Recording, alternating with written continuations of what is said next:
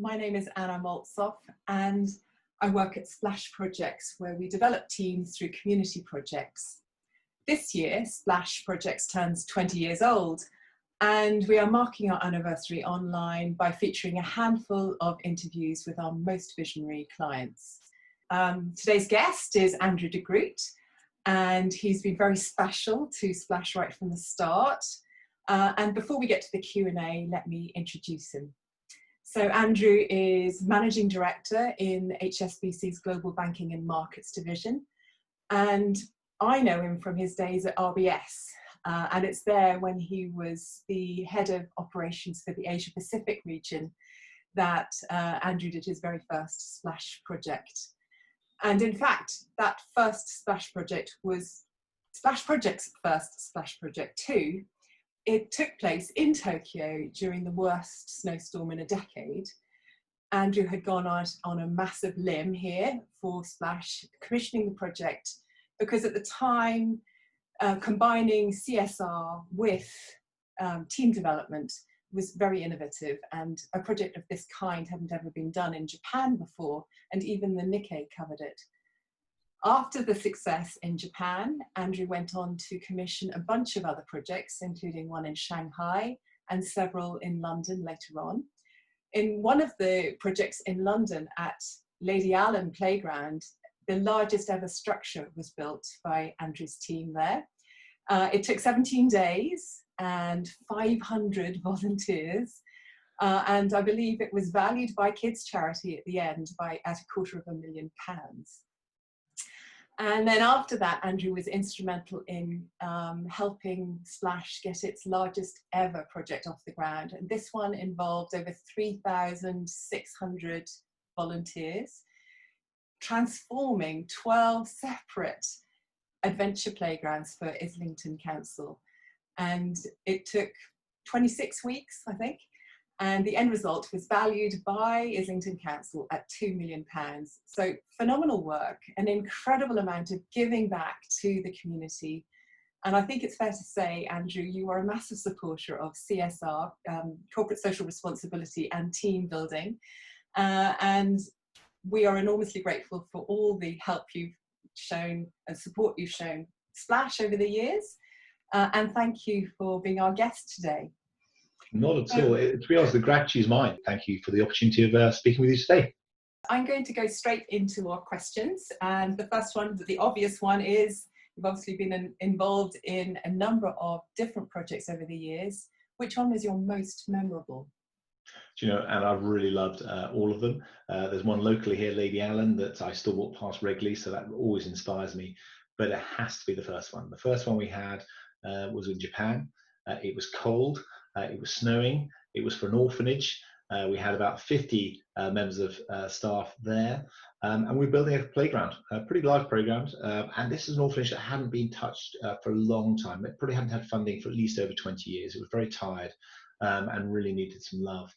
As I said, the big thing for me was the memorables of the weather. I don't think I've ever worked in the snow before as a volunteer or again, but it wasn't that. It was the point that once we dug the holes for the posts for the playground, I thought, what a great idea. I'll just go to the client, as we should treat them, and say, oh, are you okay with where that fence post is?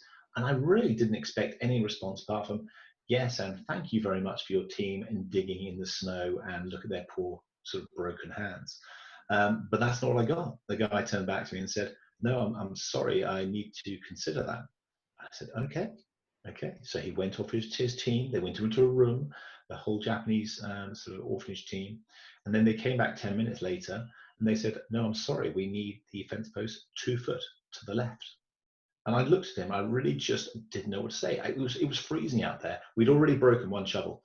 I looked at him, I looked back at myself, and I thought, wow, this is it. This is what we're doing here. We're helping an orphanage. It's for them. It's not about us at all. We're just there to that's our sacrifice is nothing. And so I said to the team, back we go. And we filled that hole in. We dug it 2 foot to the left, broke another couple of shovels, and put it together.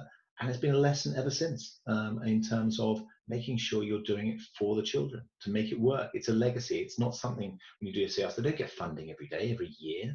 They haven't got annualized budgets, and it's making it work for them because you're trying to achieve something beyond just today.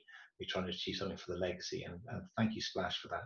What did your team really gain from that I project, mean, apart from the appreciation of stakeholders? Yeah, appreciation stage clearly is huge. I think that there's always the two things that come in almost for every team. The first one is the team themselves aren't always a great team when they arrive.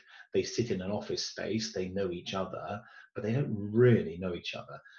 But you really get to know each other when you do these sort of tasks. When you're on your hands and knees, you're digging, you're working with tools, equipment, you're going through different problems, and relationships form that just don't form otherwise. So there's the whole learning for the team in terms of the relationship. There's clearly stakeholder management, and it's the skills they learn. People enjoy doing that, and you hear about people still building their own patios and putting up their own sort of pagodas and gardens and things on the back of the skills they learn. So a load of things, but clearly the satisfaction of delivering for the children is the number one thing. Any unexpected benefits? Probably the biggest unexpected benefit was I just didn't know how it was going to be seen by the rest of the organisation when we completed it. Were they going to be a bit sort of, I just didn't know what the response was. I suppose the unseen benefit, or maybe the aspirational benefit that did get delivered, was just everyone was so pleased with what we've done and wanted to replicate it in their own team. So that was the big one. And did the learnings that you got on that day, did they translate back to the office? I would say on that particular one, it's the relationships that transfer, and I think the constant relationships constantly transfer back.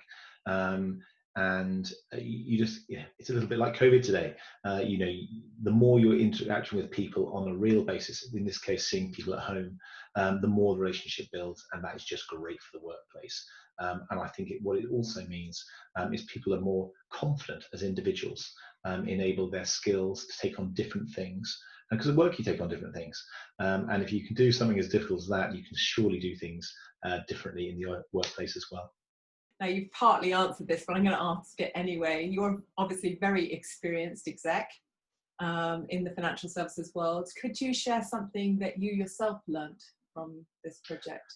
Well, yeah, I suppose humility, it was the first thing, but I think that's good to learn at any age, quite frankly.